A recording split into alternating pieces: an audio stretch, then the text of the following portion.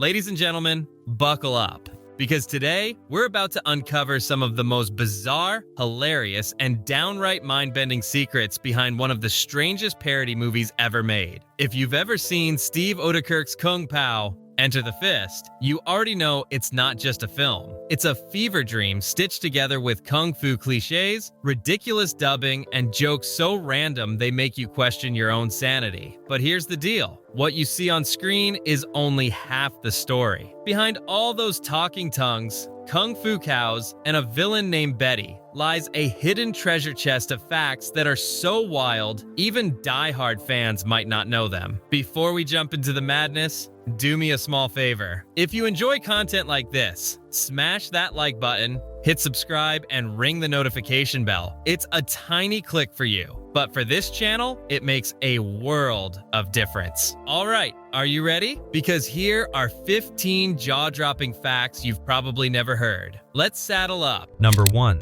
Imagine this. You're watching a movie, and you think you're hearing different actors bantering back and forth. But what if I told you that in Kung Pow, almost every single voice you hear, yes, male, female, and even the baby, came from just one man? That's right. Steve Oedekerk wasn't content with just writing, directing, and starring as the chosen one. No, he also stormed into the recording booth like a one-man comedy army and decided to voice nearly every single character. Picture it. Oedekerk literally arguing with himself, flirting with himself, and even slapping himself. Vocally, at least. He was a walking, talking loop of absurd conversations. The only person who managed to escape his vocal monopoly was actress Jennifer Tung, who voiced Ling. Everyone else, pure Oedekerk. The result was a world that felt completely unhinged, almost like a kid playing with action figures and giving them all funny voices. And honestly, that's part of why audiences fell in love with it. It wasn't just a parody. It was a performance experiment with one guy's imagination running at full speed. Number 2.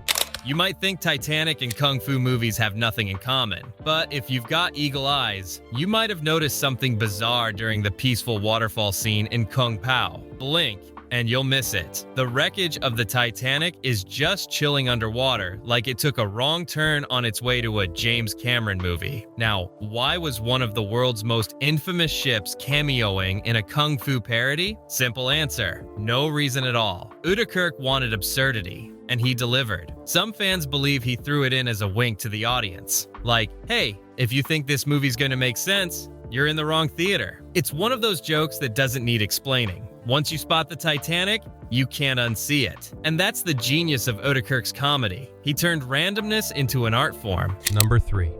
Bad dubbing. Normally, it's the kind of thing that ruins a movie. But in Kung Pow, the intentionally awful dubbing was a feature, not a flaw. Oedekerk and his team went full mad scientist on this one. Instead of having the actors say the actual lines, he told them to mumble random nonsense on set. Later, he came back and dubbed over their voices with completely different lines, making the lip sync hilariously off. For example, when the chosen one asks, "But isn't Betty a woman's name?" If you watch the lips closely, the character is actually saying something else entirely. But isn't Yahtzee a family game? The end result? A perfectly mismatched experience that felt like every badly dubbed kung fu movie you rented from the VHS store back in the day. But here's the kicker. Creating bad dubbing that's funny actually requires more work than doing it right. Timing, delivery, and mismatch all had to be perfectly imperfect, and Oedekerk nailed it. Instead of ruining the film, it became one of the movie's funniest running gags, and one of the main reasons it became a cult classic. Number 4.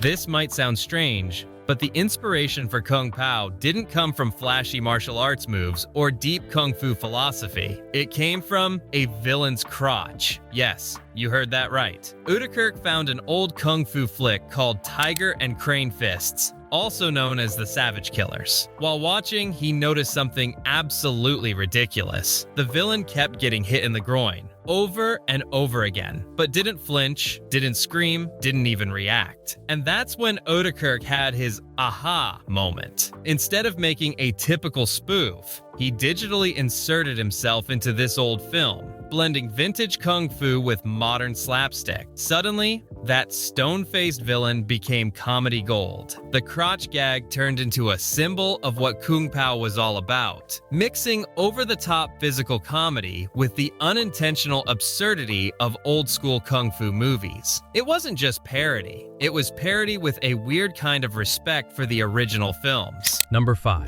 At the end of Kung Pow, audiences were teased with what looked like an epic sequel, Kung Pow 2, Tongue of Fury. Fans went nuts. Message boards lit up, fan art popped up everywhere, and even IMDb listed the project as in development. People waited and waited. But here's the twist. Oedekerk later revealed it was all just a prank. There were never any real plans for a sequel. The teaser was simply another layer of the joke. For fans, it was both heartbreaking and hilarious. On one hand, who wouldn't want to see another round of Kung Fu cows and Tung Fu battles? On the other, it was a perfect tribute to old parody masters like Mel Brooks, who loved dangling fake sequels in front of audiences just for laughs. Even today, fans still cling to the hope that Tongue of Fury might one day materialize. But maybe the real genius is that it doesn't exist. Because in the world of Kung Pow, the promise of nonsense is just as powerful as the nonsense itself. Number 6. When you think of Hollywood movie sets, you picture massive sound stages, cranes swinging lights the size of cars, and a small army of crew members running around. But for Kung Pow, one of its most mystical and visually striking scenes was shot in Steve Oedekerk's backyard. Remember the scene where the Chosen One meets the wise, ethereal lion Mushufasa? The moment feels big and otherworldly, like it was filmed in some sacred temple on a mountaintop. But in reality, Oedekerk just grabbed a digital video camera, set up a desk lamp for dramatic lighting, added a fan for that windswept look, and voila, Hollywood magic on a backyard budget. That's the brilliance of Kung Pow. Instead of blowing millions on CGI landscapes, Oedekerk leaned into the ridiculousness. Why fake realism when you can celebrate absurdity? And honestly, the backyard trick worked. It gave the movie a scrappy DIY charm that made it feel authentic to its parody roots. So, the next time you watch that lion scene and feel like you're gazing into some spiritual dimension, just remember, you're actually looking at suburbia. Number 7. Here's a little secret. Kung Pow didn't start out as a parody of Kung Fu films. Nope. The original concept was something else entirely. At first, Oedekerk wanted to spoof anime. That's right, shows like Dragon Ball Z, Sailor Moon, and those classic 90s VHS anime dubs where characters' mouths flapped for 10 seconds, while the English voice actor said 2 words. The project was originally called Enter the Fist, the dubbed action movie. But somewhere along the way, Oedekerk realized his heart belonged to Kung Fu cinema. He shifted gears, swapping anime parodies for the over-the-top martial arts films of the 1970s Hong Kong scene. Still, traces of that anime spirit remain. The exaggerated characters, the nonsensical dialogue, even the Tung Fu battles. They all feel like a mashup between classic Kung Fu tropes and anime absurdity. In a way, Kung Pow became a bridge between 2 worlds of badly dubbed brilliance. And honestly, we're glad he pivoted, because Kung Fu cows beating up humans, that's comedy gold. Number 8. Kung Pow is full of random lines that make you scratch your head and wonder, wait, did I really just hear that? One of the best examples comes from Master Tang, the eccentric old martial arts teacher. Out of nowhere, in the middle of a fight scene, he proudly declares, "I like boy band. NSYNC. Now, on the surface, that feels like Oedekerk just tossed in a pop culture reference for laughs. But here's the fun twist. Steve Oedekerk also wrote the hit animated movie Jimmy Neutron, Boy Genius, 2001. And guess who was featured on the soundtrack? That's right, NSYNC, with their hit song Pop. So when Master Tang blurts out his love for the boy band, it's not just a random gag. It's an inside joke, a wink to Oedekerk's other projects, and a way of connecting 2 very different worlds. Kids sci-fi animation and absurd Kung Fu parody. It's clever, it's silly, and it perfectly sums up Kung Pows vibe. Randomness with a hidden layer of meaning. Number 9. That catchy, over-the-top theme music that blasts at the start of Kung Pow? Believe it or not, it didn't come from a kung fu film at all. It came from a 1967 British TV quiz show called Ask the Family. Yes, you heard that right. A polite family trivia competition gave birth to the theme of a kung fu parody. The track, originally titled Akaraga, was later covered by the band Shocking Blue, then remixed again by Mint Royale into a track called From Russ Home with Love. That remix is what Oedekerk used for Kung Pow. So when you're getting pumped up for flying fists, talking tongues, and cow fu battles, the music actually traces back to British families politely answering quiz questions about geography. That's the Kung Pow formula in a nutshell. Take something ordinary, remix it, and drop it into a world of nonsense until it becomes extraordinary. Number 10. Back to Mushufasa, the mystical lion who dispenses wisdom to the chosen one. At the end of his speech, he randomly whispers the famous line, "This is CNN." Sounds familiar, right? That's because it actually is. The voice was provided by James Earl Jones, the legendary actor who literally recorded that line for CNN's real-life branding. Think about how wild that is. You've got Darth Vader himself, the voice of Mufasa from The Lion King, casually dropping a parody plug in the middle of a low-budget kung fu comedy. And that's what makes Kung Pow special. Oedekerk wasn't afraid to swing for the fences. Getting James Earl Jones to cameo, even in a single line, gave the movie a surreal punch. It was like the parody gods themselves gave their blessing. Number 11. Most movies don't bother with intermissions anymore. They used to be a thing in the 1950s and 60s when epics like Lawrence of Arabia or Gone with the Wind ran so long, audiences literally needed a bathroom break. But Kung Pow, this movie didn't need one, and yet it gave us one anyway. In the middle of the film, the word intermission suddenly flashes across the screen, followed by characters popping out of the frame, breaking the fourth wall, and telling viewers to go grab snacks. Here's the kicker. This wasn't even planned. Originally, the interrogation and escape sequences in the movie were much longer, but when Oedekerk cut them down to improve pacing, it left an awkward gap. His solution? Toss in an old-school intermission card and add goofy music from his earlier TV comedy project. Instead of feeling like a patch job, the gag turned into one of the funniest moments in the movie. It poked fun at film history, kept audiences laughing, and proved once again that Oedekerk could turn a problem into a punchline. Number 12. One of the movie's most memorable scenes comes when the Chosen One tries to express his rage at villain Master Betty. Overwhelmed with grief, he combines the words bad and wrong into a new word, Badong. On the surface, it's just another silly gag. But here's the twist. Badong is actually a real place. It's a county in Hubei province, China, with beautiful mountains and scenic spots along the Yangtze River. So while Oedekerk thought he was just making up a nonsense word, he accidentally name-dropped a very real location. Imagine being from Badong, China, and hearing your hometown's name shouted in a kung fu parody about talking tongues and fighting cows. It's a perfect example of Kung Pow's accidental genius, taking something random and giving it new meaning through comedy.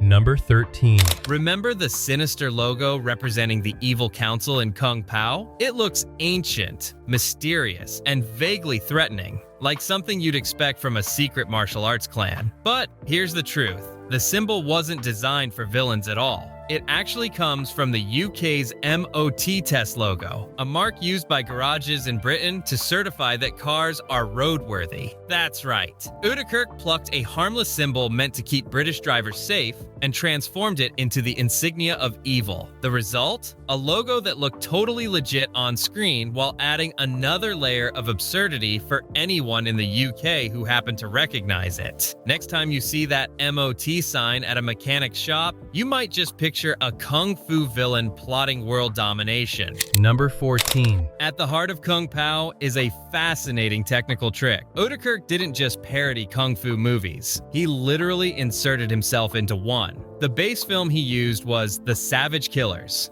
aka Tiger and Crane Fists, starring legendary martial arts actor Jimmy Wong Yu. Using green screen technology, Oedekerk digitally replaced Wong Yu in nearly every scene. slipping his own face and body into the footage while still keeping pieces of the original intact. Here's what's cool. Wang Yu wasn't erased completely. He still makes cameo appearances in the movie, especially in the end credits. Oedekerk even credited the original cast, showing respect to the pioneers of kung fu cinema while building his parody on top of their work. It was like a cinematic remix, half homage, half spoof. And honestly, it was way ahead of its time. Today, deepfakes and digital insertions are common, but in 2002, this was groundbreaking comedy tech. Number 15. When we think of great parodies, we usually mention classics like Airplane, The Naked Gun, or Monty Python and the Holy Grail. But tucked in between those giants is Kung Pow, Enter the Fist. A movie that didn't just parody martial arts films, it redefined what parody could be. At first, critics didn't get it. The film was dismissed as too weird, too silly, too nonsensical. But over time, it found its audience. Fans who loved offbeat humor embraced its mix of old-school kung fu and absurd new gags. The bad dubbing, the tongue fights, the random pop culture references, they all combined into a fever dream that somehow worked. The legacy of Kung Pow isn't just about the laughs. It's about showing future filmmakers that parody doesn't need to follow rules. It can be dumb and smart at the same time. It can honor the past while completely breaking it apart. And maybe that's why, 20 years later, we're still talking about a movie where a kung fu cow drop kicks the hero. Bonus. When Kung Pow, Enter the Fist hit theaters in 2002, it wasn't exactly a box office smash. Critics scratched their heads, audiences were divided, and many people walked out of theaters thinking, what on earth did I just watch? But here's where it gets interesting. Over the years, the movie slowly built a cult following. Fans started trading DVDs, quoting lines with friends, and turning scenes like the Kung Fu Cow Battle or Master Tang's random ramblings into inside jokes. For many people, Kung Pow became the kind of film you discover, not because Hollywood shoved it into the spotlight, but because a friend showed it to you late at night and said, you have to see this. Today, the movie lives on as a symbol of experimental parody. It proved that you don't need a massive budget or critical approval to make something memorable. All you need is creativity, a dash of absurdity, and the courage to double down on the weird. So in a strange way, the real legacy of Kung Pow isn't just in the jokes, it's in the community of fans who kept quoting, laughing, and sharing it until it earned the cult status it deserves. And there you have it. 15 insane, jaw-dropping, and downright ridiculous facts about Kung Pow, Enter the Fist, plus one bonus that proves this movie was never just a comedy. It was a phenomenon. From Steve Oedekerk voicing nearly every character, to a Titanic cameo hiding in plain sight, to James Earl Jones casually whispering, "This is CNN." This film broke every rule in the book and still managed to carve out its place in movie history. But now, I want to hear from you. Which of these facts blew your mind the most? Did you already know about the Titanic cameo? Do you wish Tongue of Fury was a real sequel? Or maybe you're one of the fans who discovered Kung Pow years later and instantly fell in love with its nonsense? Drop your thoughts in the comments below. I'll be reading them all. And hey, if you enjoyed this breakdown, don't forget to like the video, subscribe to the channel, and hit that bell icon so you never miss out on more movie deep dives. Until next time, stay safe, stay curious, and remember, sometimes all you need to make movie magic is an old kung fu flick, a green screen, and a whole lot of imagination. If you enjoyed this deep dive, don't forget to like this video, subscribe to the channel, and hit that notification bell so you never miss our next exploration into television's untold stories. Thanks for watching, and until next time, carry on.